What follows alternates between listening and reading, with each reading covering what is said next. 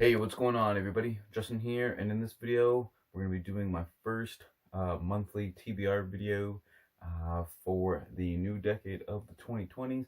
And, kind of my vague resolution for the channel is basically just to be more consistent with link video uploads and stuff. So I'm going to be filming this video, even though with the coming of the new decade, my face and my neck and stuff just feels like, the cool thing to do is just to like break out and have like red marks just like all over me. So normally I'd be kind of vain, be like, I'm just gonna like film another day, but no, I'm gonna try and be consistent-ish with with the channel and stuff. So yeah, let's just get right into my January TBR, and of course, right as I say, let's get into it. I was gonna say I do have lots of video ideas coming up. Of course, nothing super creative, though, to be honest. It's basically just gonna kind of look at my goals from last year, see how I did. I did pretty good on some, pretty bad on others. Just as a heads up, and kind of what my goals are going forward with 2020, and then hopefully this year I can do my best of videos, like my best of history or fantasy or whatever, my top videos.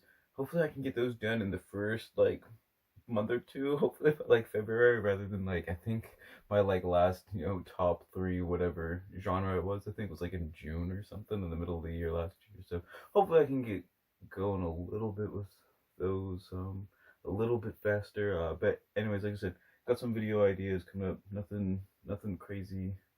Probably won't ever see anything crazy, so don't get your hopes up for that either. But yeah, let's just get started. Let's go with the two fantasy books to start with. One thing I do want to try and do is start knocking out some series. I don't even want to know how many series I've started since starting the channel. Considering the first year was like in the 20s, I think last year I must have done more, and then I think I've only closed out like maybe half a dozen series, maybe. I got a lot to go. So we're gonna go with the sixth book in Glenn Cook's Chronicles of the Black Company, which is going to be the Silver Spike. Don't know anything about the Silver Spike. I really enjoyed book 5, which was Dreams of Steel, and we had a totally new kind of point of view as the main point of view. Every book actually has unique POVs, which I think is really cool. But book 5 had a very unique one. Don't want to give too much away. Just in case you start the series, you're in the first couple books, it'll kind of reveal certain things, who the main point of view is as the female character. But anyways, going with the sixth book in Silver Spike, I just really love the series. Each book has like its own like kind of different plot structure. It's not the same thing kind of going on each time, and each one is sort of its own what do I want to say? Not condensed story, its own self-sustained story.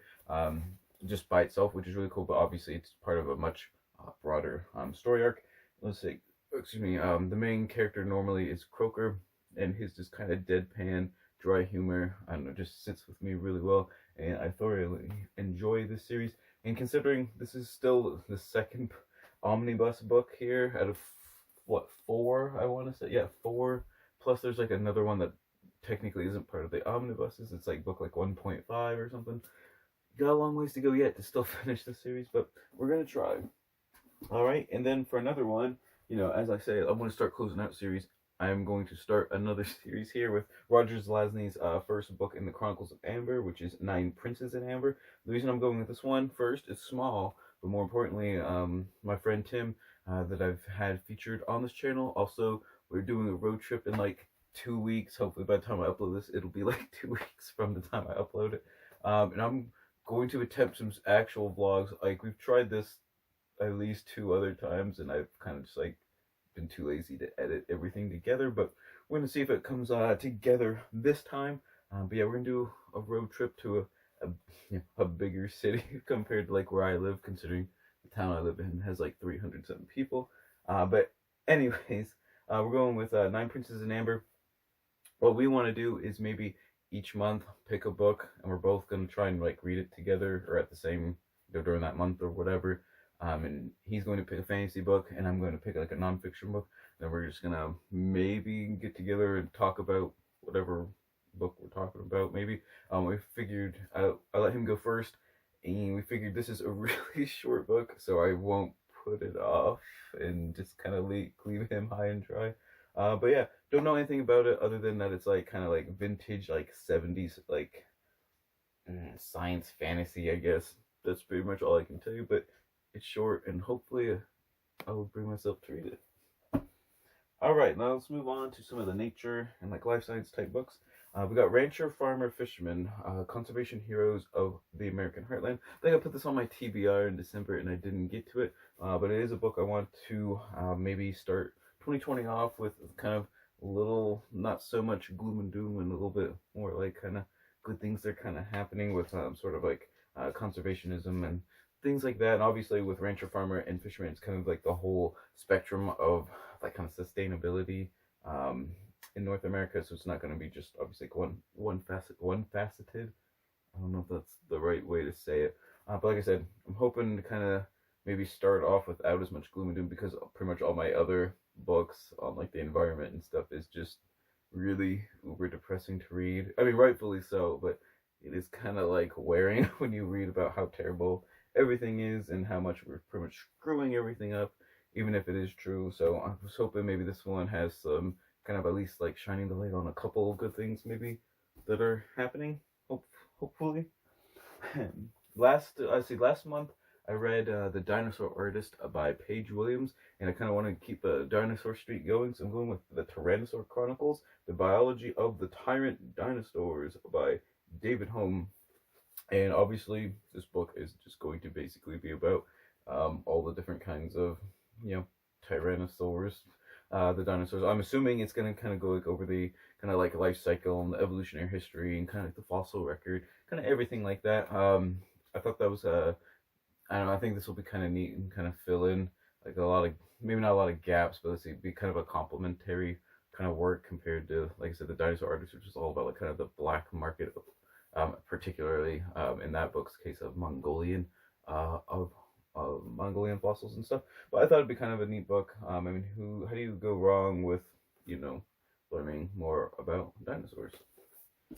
All right, for another life sciencey-ish book, we'll go with Forest, A Very Short Introduction by Jabori Gazul. I don't know if I had this one on my TBR last time, but I am going to try and stick with reading more of these Oxford Very Short Introductions. My first year in book 2, I think I did actually fairly decent. I think I read like 8 or 9 my first year, and then last year I read like 1 or 2.